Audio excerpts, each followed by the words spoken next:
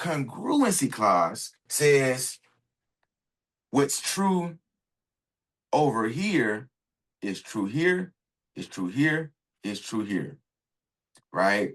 When I noticed, like I was saying, congruency clause was me helping to see I struggled with consistency across the board in my personal life, in my professional life, in my side business, and even with the ladies.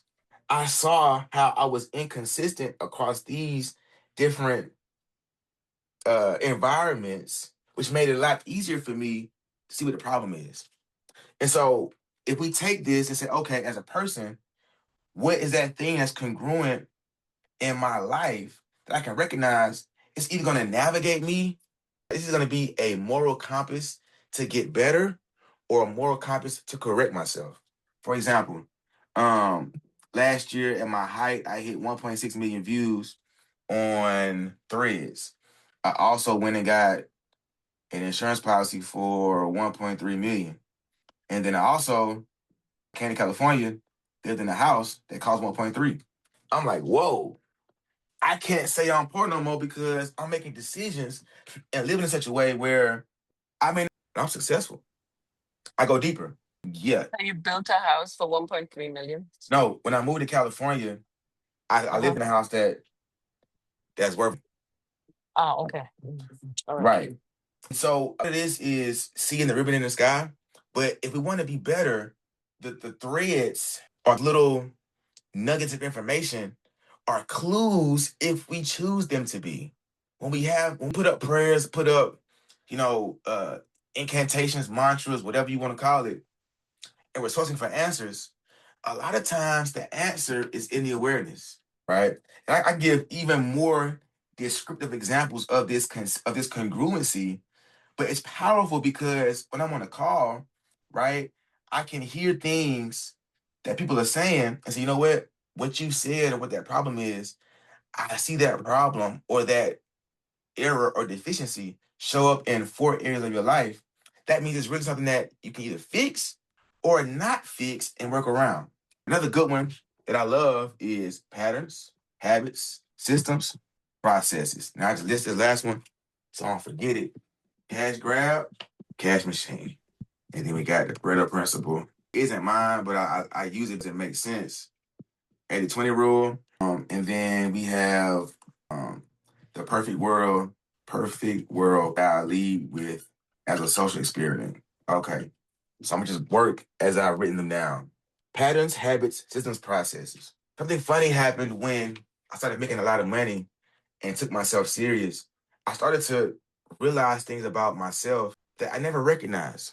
For example, I was in high school for 4 years. I was in college for 7 years. When I came home to Atlanta, I was home for 4 years, and I've been in California about 7 years. That's a pattern. If I know enough about this pattern, I can leverage this to project how life would be in the future. Habits. My claim to fame is I quit in 2021. The following year, my income doubled. I quit sex for 11 months, 22 days. I made 6 figures. By leveraging my habits, both good or bad, I was able to make more money. Cool. Systems. I live life based on systems. I take the things I want to have, I take the things that must happen in my life and create systems that guarantee it will happen, where it's less about emotion and more about structure. And then processes. How do I do the things that I do? If I know I love to plank in the morning, do my push-ups, and then read at night, I can't get mad at myself if I don't feel like reading throughout the day. If I prioritize heavier meals at noon, but lighter meals at nighttime, and I'm still hungry, I can't get upset at that because that's a process of mine that works. So a lot of this is self-reflection, but at a higher level, understanding the heightened self, my heightened self operates on all these different levels. My lower self ignores all of this. And so with patterns, habits, systems, and processes, as I make more money, this has been something that I've implemented year after year to make sure I'm forecasting, but also I'm getting better. And again, the awareness is really the biggest momentum to all of this. Okay, there's that. This one right here, I love cash grab versus cash machine. When I was selling clothes for 10 years, it was all about the cash grab. Now that I'm in the luxury space, which I've been in for about 3 years, I think, it's all about the cash machine, which means if I need rent paid, if I need bills paid, if I need gas in my car, if I need food to eat, and I'm not really prioritizing the best way to continue to make money consistently, it's all about the cash grab. Hey, can I borrow this to pay this? Hey, how fast can I make this money? Who can I get to pay me to satisfy this debt? That's the cash grab. That is a lose-lose situation.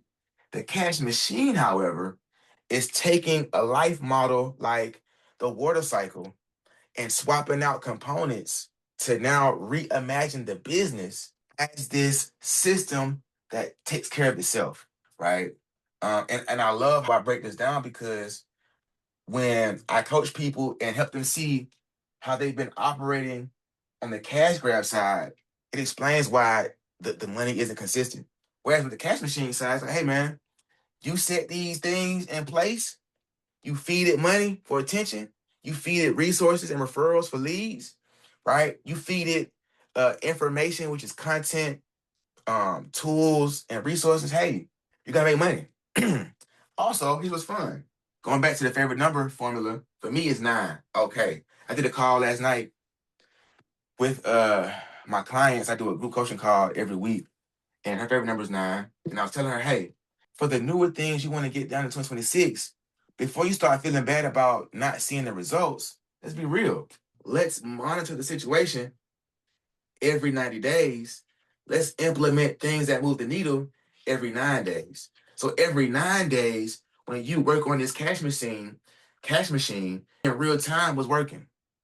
Every 90 days with the cash machine, you see in real time what's making the money. There's that. Pareto principle says for every output, 20% of the input is responsible. And that is to say, if you have 10 products, 2 of those products is going to give you 80% of the profit, right? 10 sales staff, 2 of them are going to bring in 80% of the revenue, right? When it comes to clothing, you got 10 outfits in your closet, 2 of those outfits get 80% of the wear and exposure versus the other 8 items. Pareto principle. Cool. And then lastly, this prompt right here that I believe I talked to you about when I met you, which is my fun social experiment. I've been doing this experiment for 3 years now, and it never fails. Perfect world prompt, right? In a perfect world, how much money you want to make in a month? People hesitate, they lowball. I pry out of them a larger number, and typically that number is, you know what I'm saying, what they make in a year. What brought me to this prompt was I would go to events and say, hey man, how much money do you make in a year? Right? And they'd be like 50K.